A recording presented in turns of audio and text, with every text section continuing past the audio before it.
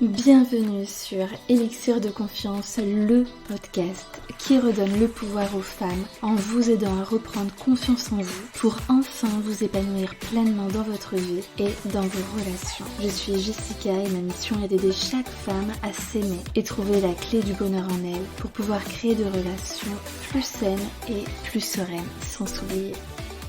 Pensez également à vous abonner et si l'épisode vous a plu, à mettre un 5 étoiles. Je vous souhaite une très belle écoute.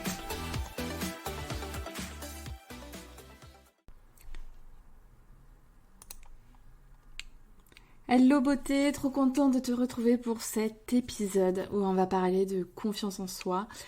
Mais en vrai, on va pas vraiment parler que de confiance en soi, mais plus largement de l'estime de soi. Je te rappelle un petit peu la différence entre les deux. L'estime de soi, c'est le terme générique pour parler de l'image de soi, l'amour de soi et de confiance en soi. Donc qu'est-ce que c'est l'image de soi ? C'est tout simplement de faire une évaluation entre ses qualités, ses défauts et en fait ça va donner une image. Est-ce qu'elle est plutôt bonne ? Est-ce qu'elle est satisfaisante ou elle est plutôt basse, etc. Ensuite, l'amour de soi, c'est à quel point est-ce que je m'aime de manière inconditionnelle. Donc inconditionnel, ça ne veut pas dire à la folie de la folie, ça veut tout simplement dire sans condition. Je m'aime, peu importe ce qui se passe dans ma vie, peu importe si je réussis, si j'échoue, peu importe mes qualités ou mes défauts, mes performances ou mes échecs. En fait, ça dépend pas du tout de ça, c'est tout simplement cette petite voix à l'intérieur de nous qui dit « Oui, tu es aimable et oui, je t'aime ». Et puis la confiance en soi, là, on est plutôt dans le faire, c'est-à-dire oser sortir de sa zone de confort, se dépasser. Donc on va parler de tout ça ici. Assis-toi confortablement, prends-toi un petit thé ou fais tes tâches ménagères si tu veux. Moi, j'adore faire ça. Alors, du coup, qu'est-ce qui me permet au quotidien de nourrir, en fait, parce que ça se nourrit, ça s'entretient une bonne estime de soi. Déjà, je vais te dire à partir d'où j'ai commencé à prendre conscience de son importance, de cultiver ça. En fait, je me rappelle, j'habitais à l'époque, parce que j'ai beaucoup déménagé dans ma vie, au Puy-en-Velay, j'avais 14 ans, j'étais à mon bureau, et vraiment j'ai cette image, tu vois, un bureau blanc et tout, et je travaillais, et en fait j'ai pris conscience que ma mère, elle m'a jamais poussée au travail, à part m'avoir fait faire des dictées quand j'avais 10-12 ans, mais après, franchement, j'étais livrée à moi-même. Elle faisait sa vie, je faisais ma vie, ça m'intéressait pas plus que ça. Enfin, du moins, j'en avais pas l'impression ou le souvenir. Et du coup, je me suis dit, j'ai jamais eu besoin d'avoir quelqu'un qui me pousse. J'ai horreur de ça, même dans mon boulot. Donc là, je suis très bien quand je suis à mon compte, mais quand j'étais salariée, j'ai pas besoin de ça. Parce que je me suis dit, en fait, qu'est-ce que je veux créer dans ma vie ? Qu'est-ce que je veux obtenir ? Qu'est-ce que je veux vivre ? Et qu'est-ce qui va me permettre d'y arriver ? C'est moi. Et juste moi, personne d'autre. C'est pas ma mère, c'est pas mon père, c'est pas les amis. Il y a que moi en fait. Je ne peux compter, oui, que sur moi. Voilà ce que je me suis dit à ce moment-là. Et du coup, j'ai toujours tout fait dans ma vie pour me sentir bien dans ma peau, me créer un mental de guerrière, de gagnante, parce que je veux une belle vie en fait. Et j'espère que toi qui m'écoutes, là, t'as aussi envie d'avoir une belle vie. Sauf qu'il y a une grande différence entre celles qui veulent une belle vie et qui font tout pour l'avoir, et celles qui veulent une belle vie et qui font rien pour l'avoir. Qui se confortent dans leur zone de confort ou de malheur et qui se trouvent tout un tas d'excuses, qui sont là à tergiverser, etc. Il n'y a pas de jugement dans ce que je te dis parce que moi, mon job, c'est d'aider les femmes à atteindre leur objectif, à les bousculer, à les challenger, à les élever en fait. Donc voilà, il n'y a pas de jugement, c'est juste mon but là, à travers tous mes épisodes de podcast, c'est vraiment de te faire prendre conscience des choses pour te pousser à avancer en fait. Et donc du coup, voilà, à 14 ans, c'est ce que je me suis dit, c'est Voilà, je veux un mec au top. Vraiment le mec que par exemple, bon maintenant je m'en fous un peu, mais que tes copines vont t'envier, que cet homme dont tu es fier, cet homme qui prend soin de toi, cet homme aussi qui t'élève, qui te porte vers le haut, ce couple qu'on va se créer où on va se sentir tous les deux bien et on va s'élever, on va faire des choses constructives et on va pas se tirer vers le bas, ça j'en veux pas. Et voilà, que je veux une maison, je rêve d'avoir une maison avec un jardin. Ok, qu'est-ce qu'il faut que je fasse? Il faut que j'ai un métier dont je sois fière aussi et qui me rapporte de l'argent. Nanana. Je veux pouvoir être fière de qui je suis. Donc bon, ça passe par le travail, ça passe par les gens qui m'entourent, ça passe par cette estime de soi en fait que je cultive. Par le fait aussi de prendre soin de moi. J'ai envie de me sentir bien dans mon corps. Donc, qu'est-ce que je fais pour prendre soin de mon corps? Ok, je fais du sport. Je veux me sentir forte, je veux me sentir puissante, etc. Et donc, en fait, j'ai toujours passé toute ma vie à essayer de nourrir une bonne estime de moi-même parce que c'est ça, c'est l'ingrédient qui te permet d'avoir la vie que tu veux, en fait. Si tu nourris pas l'estime que tu as de toi-même, tu auras une petite vie, tu auras un petit job, tu auras un petit mec et tu seras pas heureuse. Tout simplement. Et tu vas passer à côté de ta vie et tu vas te retrouver à 80 ans rempli de regrets. Ah si j'avais su, j'aurais pas passé 10 ans avec ce loser, j'aurais pas attendu de me lancer dans une reconversion, j'aurais peut-être pris plus soin de moi. J'adore prendre soin des autres, mais je pense que ça aurait été bien que j'apprenne à me prioriser parce que voilà, finalement, qu'est-ce que j'ai fait à part tout faire pour les autres? Pas grand-chose pour moi. Et en fait, c'est des espèces de vases communicants, tout ça, hein, le fait de prendre soin des autres, mais aussi de prendre soin de soi. Vous voyez, moi, je suis j'ai un métier d'aide à la personne. Typiquement, ça me prend beaucoup d'énergie, mes coachings, parce que les compétences que ça demande, d'être hyper vive d'esprit, de voir à la fois la communication verbale, non verbale, de poser les bonnes questions qui vont vraiment être puissantes, qui vont créer un déclic chez la personne, qui vont l'amener à prendre des décisions, à changer de comportement. Enfin, tout ça, c'est pour ça que je prends pas 20, je fais pas 20 séances de coaching, par exemple, par semaine. J'en ai pas les capacités. Donc, je prends vraiment que quelques clients par mois et pour vraiment leur donner toute mon énergie. Et donc, comme j'ai un métier d'aide à la personne, moi, il faut que je me nourrisse de mon côté aussi, que je me sente bien dans ma peau, dans mon corps, pour pouvoir donner le meilleur de moi-même pour mes clients. Donc c'est juste obligatoire. Quand tu veux aider les gens, il faut absolument que toi, de ton côté, tu te fasses du bien, parce que sinon, en fait, tout le monde te prend de l'énergie et jamais toi, tu te réénergises. C'est comme une voiture, à un moment donné, elle a un réservoir de X litres. Une fois qu'elle a fait toutes les bornes, il n'y a plus rien. Si tu mets rien dedans, elle est à sec. Donc tu dois faire exactement la même chose pour toi. Donc, je suis passée de mes 14 ans à mes 32 ans aujourd'hui, où je suis coach. Mais voilà, tu comprends un petit peu, tu comprends un petit peu tout ça. Donc je me suis dit, voilà, je refais un bond dans le passé, j'ai 14 ans, je veux ça, ok. Qu'est-ce qui va me permettre d'atteindre ma vision idéale, ma vie de rêve, etc. La première chose, ça va être de me fixer des objectifs.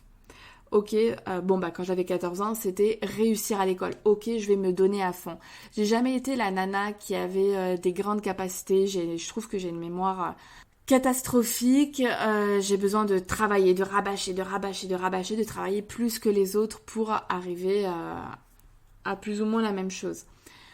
Donc du coup c'était bosser à l'école, vraiment me concentrer sur quelle voie je voulais prendre par la suite. Donc moi j'ai eu vraiment un parcours pro, je suis allée dans le commerce, je suis allée dans l'événementiel et je suis allée dans les RH. J'ai terminé par un bac+5 pour ensuite reprendre du coup, me reconvertir, donc me relancer dans une autre formation qui est de niveau Bac+4, donc en coaching. Mais en fait, on s'en fout d'avoir un... Toi, moi, je crois vraiment à ce truc de tous les chemins mènent à Rome. Tant que tu sais où tu vas, peu importe si tu rebondis, tu changes de trajectoire, etc. On s'en fiche. Enfin, je crois quand même que le chemin, il compte, mais c'est la destination finale qui compte aussi. Après, tant mieux si tu fais par exemple, un Paris-Marseille en 6 heures plutôt qu'en 12 heures, tant mieux. Mais après, c'est pas bien grave si tu mets 12 heures. Ce qui compte, c'est que tu arrives à ta destination et c'est tout. Et donc, je me suis dit, qu'est-ce qui va me permettre d'y arriver? C'est de me fixer des objectifs, de bosser, de toujours chercher à me dépasser. Et puis, ce qui va me permettre vraiment d'avoir cette vie rêvée, c'est de me sentir bien dans ma peau. Donc, dans ma peau, je parle pas de mon aspect physique. Je parle de me sentir bien dans mon mental, que en fait mon mental il me serve et non pas qu'il me desserve. C'est the clé. Et donc du coup, je passe mon temps à analyser mes pensées, à chercher à me sentir le mieux possible. Je ne veux pas souffrir dans la vie. Enfin, j'ai eu une période où j'avais envie de souffrir. J'ai beaucoup souffert dans ma vie pour plein de raisons. Mais aujourd'hui, j'essaye, même si je sais qu'on ne contrôle pas les événements qui arrivent. Que du coup, dès qu'il se passe quelque chose, parce que moi je suis nature à très vite culpabiliser, à m'en vouloir pour une moindre connerie. J'ai ce truc du... Je sais pas si tu es abonné à mes newsletters, mais... par exemple, j'avais parlé la dernière fois si tu veux, d'ailleurs, si ça t'intéresse de recevoir mes newsletters, tu prends un cadeau gratuit. Donc là, actuellement, c'est ma masterclass ma masterclass sur la rupture amoureuse, les 6 étapes clés pour te reconstruire en beauté. Donc là, il te suffit en fait de t'abonner et puis après, tu recevras mes newsletters derrière. Et donc en fait, c'est quel driver te guide dans la vie. On a tous des drivers, des espèces de croyances qu'on a et de comportements qu'on a adoptés depuis toute petite en fait. Donc t'as le soi parfait, le fais vite, le soi forte, le fais plaisir. Donc voilà, t'en as plusieurs. Et donc du coup, moi je les ai presque tous à égalité, sauf le fais plaisir qui est un petit peu plus bas. Mais le soi parfaite, le soi fort, le fais vite. Ah oui, il y a le fait des efforts aussi. Ils sont presque tous. Donc j'ai quand même vraiment beaucoup de taf. Mais voilà, pour te dire que j'ai passé je passe toujours beaucoup de temps à me dire, ok, là, aïe, j'ai mal. Ok, qu'est-ce que je peux faire pour me sentir mieux? Je veux pas rester comme ça. Et toi, ça doit être pareil.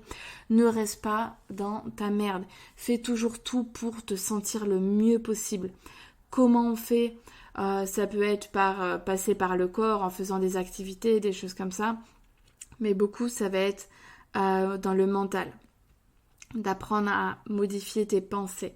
Voilà, je sais que c'est pas évident quand t'es pas dans le domaine, ou t'es pas forcément dans le développement personnel, ou tu l'es, mais c'est toujours bien quand t'as pas cette habitude de te faire coacher ou d'avoir une psychologue, en fait, un regard extérieur. Rien que de parler à ses amis, c'est très bien. Mais en fait, le problème avec les amis, c'est qu'ils vont te renvoyer leurs propres croyances, leurs propres limites. Pareil, ça demande qu'elle soit déjà fait, par exemple, coachée, ou qu'elle soit vraiment dans le développement personnel. En tout cas, ce qui est bien, c'est quand même qu'elle t'amène, elle te montre d'autres visions de voir les choses. Parce qu'il n'y a pas que la tienne, il y en a plein d'autres. Et donc moi, quand je suis dans mes problèmes, je suis là en mode, ok, je le vis comme ça, je le ressens comme ça. Quelle autre vision je peux adopter pour me sentir mieux? Et donc, voilà, je fais tout ce travail-là d'introspection sur moi. Je m'analyse, je vais voir derrière mes émotions quels besoins il y a derrière. Et je cherche toujours constamment à dépasser mes limites. Tu vois, en termes de confiance en soi, par exemple. Donc, confiance en soi, c'est le fait de passer à l'action, d'oser, de faire, de croire en ses capacités, en ses ressources et de passer à l'action. Je me suis tellement dépassée dans l'entrepreneuriat. Avant, j'étais RH, aujourd'hui, je suis coach et j'ai totalement confiance en moi dans mes relations amoureuses. J'ai confiance en moi aussi dans ma capacité à réussir. Après, il y a des trucs qui me challengent au quotidien. Par exemple, j'en parle souvent, hein, mais moi je suis pas à l'aise forcément pour parler en public. Je sais pas, ça me fout un stress, j'aime pas ça. Je sais exactement où sont mes faiblesses et je fais tout pour me dépasser. Maintenant, et puis ça va de mieux en mieux en fait. C'est ça qu'il faut se dire. C'est ok, le premier coup où t'enlèves le sparadrap, toi c'est. Moi je m'épile moi-même le dessus de la lèvre. Et le premier coup, aïe aïe aïe aïe, ça me fait mal. J'ai l'impression que je m'arrache. Enfin oui, je m'arrache les poils, ça fait trop mal. Mais je sais que le deuxième coup, il fera moins mal et que le troisième coup, encore moins mal parce que ma peau, elle est habituée. C'est pareil dans la vie. Fais des trucs qui te challenge et tu verras qu'après, ta zone inconnue, ta zone d'inconfort va en fait devenir ta zone de confiance. Et donc moi je m'entraîne, ok les lives, ça me fait un peu flipper parce que j'ai peur de bégayer, de pas avoir une espèce de prestation un peu parfaite, j'ai envie d'être toujours au top du top et j'ai pas envie de perdre le fil pendant que je parle, j'ai pas envie de perdre la mémoire parce que des fois j'ai des trous noirs, je sais plus où je vais, etc. Et comme j'ai le soi parfait, du coup ça m'enquiquine, tu vois. Et maintenant, et pareil, avant mes épisodes de podcast, j'étais là en train de faire 1 milliard de points, presque à scripter tout ce que je disais, parce que je voulais rendre la meilleure prestation possible. Et aujourd'hui, c'est plus le cas. C'est non, quel est mon challenge ? Je veux pouvoir parler comme ça, en fait. Je prends un sujet et je parle. Et ce sont mes challenges. Et en fait, quand je vous fais des épisodes de podcast, je m'auto-challenge à chaque fois. Là, tu vois, je me suis fait un petit peu des points parce que sinon ça peut partir dans tous les sens et que j'ai quand même envie que ce soit sympa à écouter de votre côté. Mais là, tout ce que je suis en train de te raconter, je ne l'ai pas écrit, ça vient. Je prends le fil de l'eau. Et donc à chaque fois, je me challenge. Allez, et j'adore ça en fait, toujours se dépasser. Ok, j'aime pas les lives, enfin, c'est pas que j'aime pas. Ça me met mal, je dois apprendre à gérer un peu mon stress, à enlever ce soi parfait, etc. Ok, j'y vais, tu vois, là en ce moment, je sais pas si t'es sur Instagram, si tu me suis, mais du coup, là, par exemple, j'ai un live par semaine qui est planifié. Et trop bien, j'aime pas, je le fais quand même. Les podcasts, je pensais qu'à chaque fois il fallait que j'écrive tout au mot près. Non, et maintenant je m'entraîne et c'est de plus en plus facile en fait de parler. Et c'est pareil toi dans ta vie tous les jours. Challenge-toi, dépasse-toi. Vas-y à fond. Là la dernière fois hier en fait, j'avais une cliente, son mec l'a quittée, elle se sent mal. En fait non, c'est pas son mec qui l'a quittée, c'est elle qui l'a grillée. Avec des mensonges et qui a décidé de le quitter. Sauf que maintenant, elle vit dans un petit bled de 4000 habitants. Il y a de grandes chances qu'elle le croise et du coup, elle s'empêche d'aller au supermarché. Elle s'empêche d'aller balader parce qu'elle a peur de le rencontrer lui et peur de rencontrer son entourage. Et donc du coup, c'est ok, qu'est-ce que tu fais ? Est-ce que tu restes comme ça, là, te bafouer, à t'auto-flageller alors que c'est le mec qui est en soi, qui a le cul sale, c'est pas toi. Tu restes là comme ça ou tu te prends à bras le corps, mais je vais pas passer à côté de ma vie, m'empêcher de faire des choses pour cet énergumène là qui en plus m'a trompée. Genre je vais lui faire le plaisir de pas aller au supermarché, je vais m'empêcher de faire des choses pour lui. Hors de question. Toi, cette force de caractère, c'est ça que je veux te transmettre. Plus tu vas te dépasser, plus tu vas prendre l'habitude de le faire. Moins tu le fais, plus tu restes dans ta zone de confort, plus tu vas rester dedans et plus tu auras une petite vie. Je suis désolée, je suis cash. Le but, c'est que ça te fasse du bien à la fin, même si c'est dur à entendre. Mais il faut y aller, il faut y aller, il faut y aller. Donc voilà, toujours se dépasser. Et en fait, ça s'appelle ce qu'on appelle un état d'esprit de croissance. Tu vois, toujours chercher à grandir, toujours chercher à évoluer, à croître. Et ça, le fait de cultiver cet état d'esprit, ça nourrit l'image que tu as toi-même. Plus tu fais, plus tu oses, plus tu as une bonne estime de toi-même parce que plus tu te dis « Ok, je suis capable, ça m'a coûté, mais je le fais quand même. » Et donc ça te nourrit, ça te nourrit, ça te nourrit. Moi, à chaque fois que je fais un live, et ben du coup, je me dis à la fin « Waouh, je l'ai fait, j'ai réussi, je me suis challengée, j'avais pas envie. » etc. Et ben je l'ai fait. Est-ce que ma prestation a été bonne ou pas? Est-ce que j'aurais pu mieux faire? On peut toujours mieux faire. Mais je l'ai fait, c'était mon challenge. Boum. Et ben je gagne en estime de moi-même. C'est que comme ça. Par contre, à chaque fois que je me dis je suis pas capable, non j'ose pas, et ben en fait ça me renvoie une mauvaise image de moi. C'est juste une question d'oser faire les choses.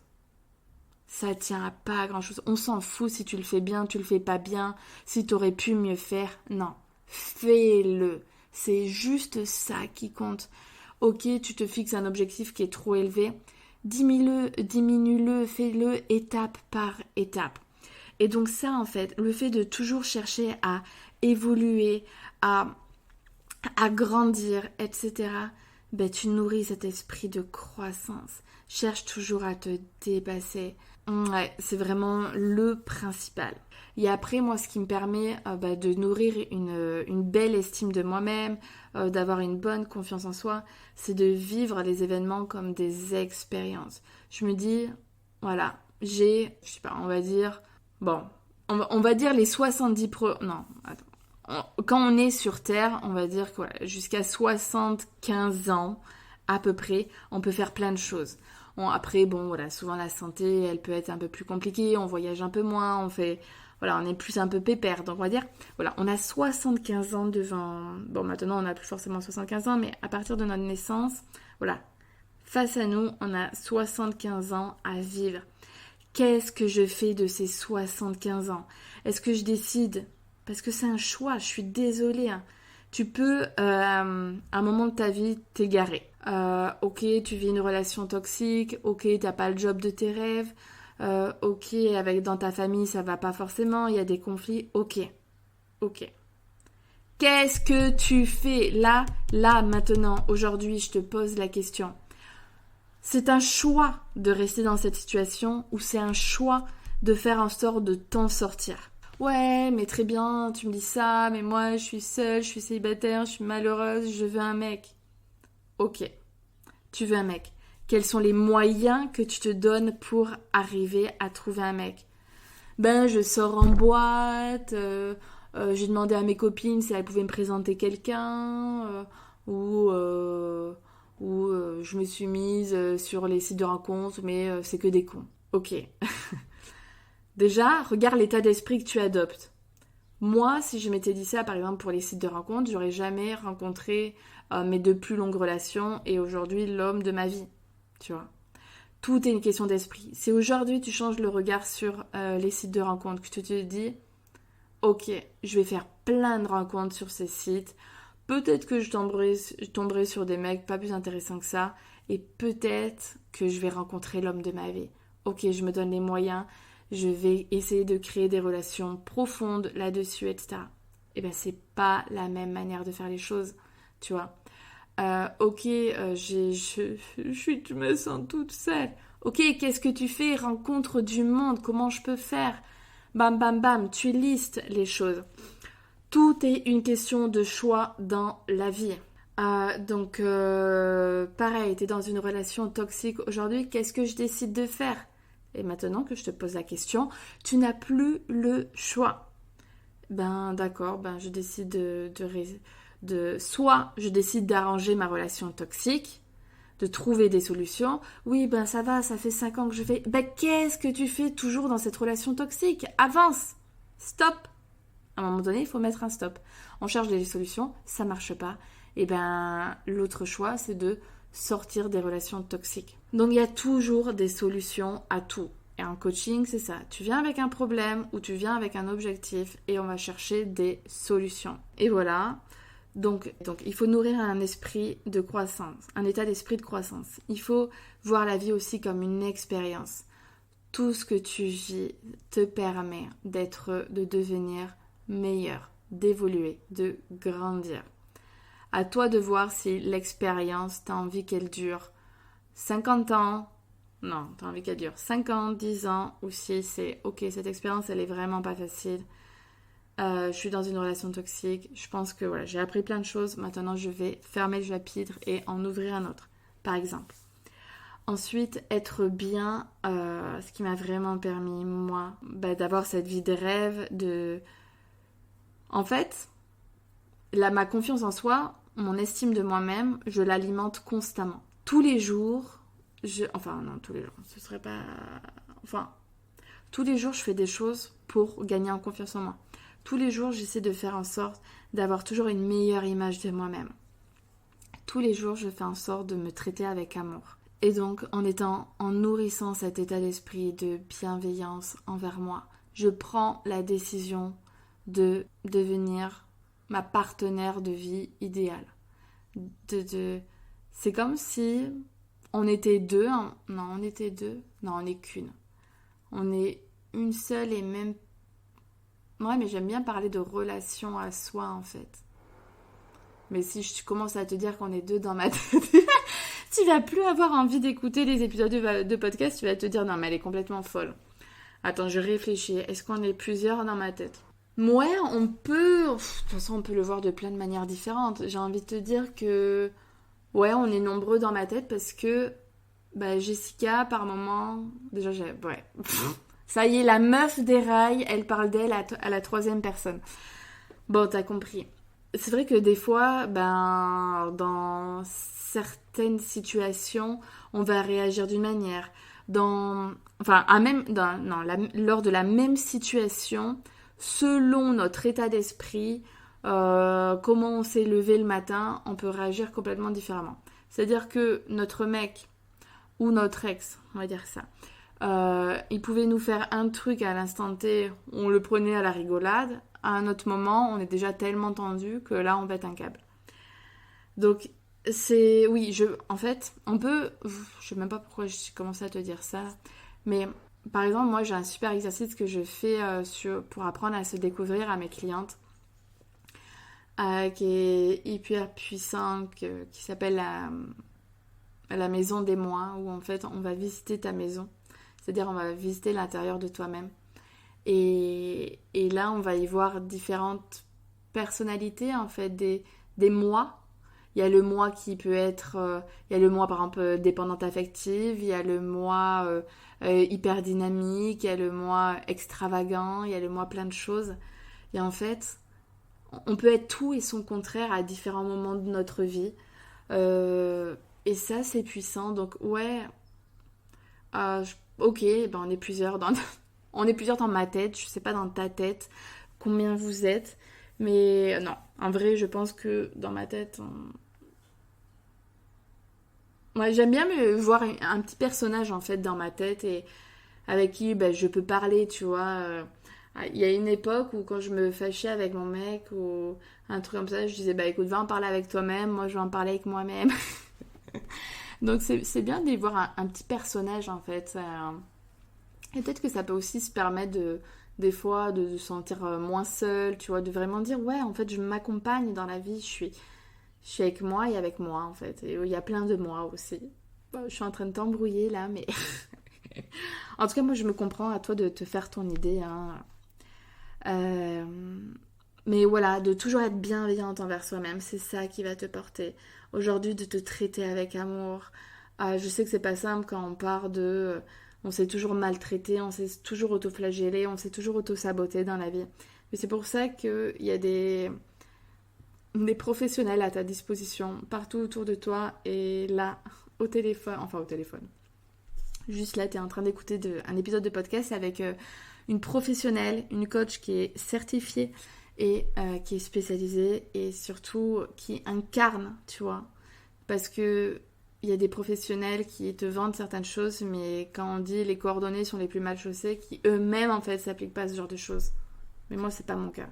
C'est un vrai travail un travail qui est pas compliqué parce que comme j'entretiens ça tout le temps, c'est plutôt plus ou moins facile. Hein. Il y a des émotions qui sont quand même... Le processus est facile. Après, les émotions, c'est toujours un travail à les gérer, quoi. Hein. C'est ces pensées, des fois, qui peuvent être automatiques, qu'il va falloir aller désamorcer. Parce que certaines personnes disent oui, on contrôle nos pensées et d'autres on ne contrôle pas. Moi, je pars du principe que oui, on contrôle nos pensées, mais juste à un certain moment. C'est-à-dire qu'il y a la pensée automatique où celle-ci, elle est naturelle et franchement, il n'y a rien à y faire. Par contre, au bout de 2 minutes, là, quand c'est en train de me manger le cerveau et en train de me défoncer les boyaux ou le cœur, là, maintenant, c'est un choix. Et là, j'ai le pouvoir sur mes pensées. C'est ok. Il se passe ça. J'écoute, j'analyse. Et ensuite, je transforme, en fait. Je reste pas comme ça. Et c'est ce qu'on fait en coaching. Une autre chose qui m'a vraiment, vraiment permis d'avoir une bonne estime de moi-même, c'est de capitaliser sur les épreuves de la vie. Oh là là là là, ça c'est the best one. En fait, je vois jamais un échec ou une situation de merde comme quelque chose qui n'a servi à rien. J'ai toujours cherché dans l'épreuve le cadeau.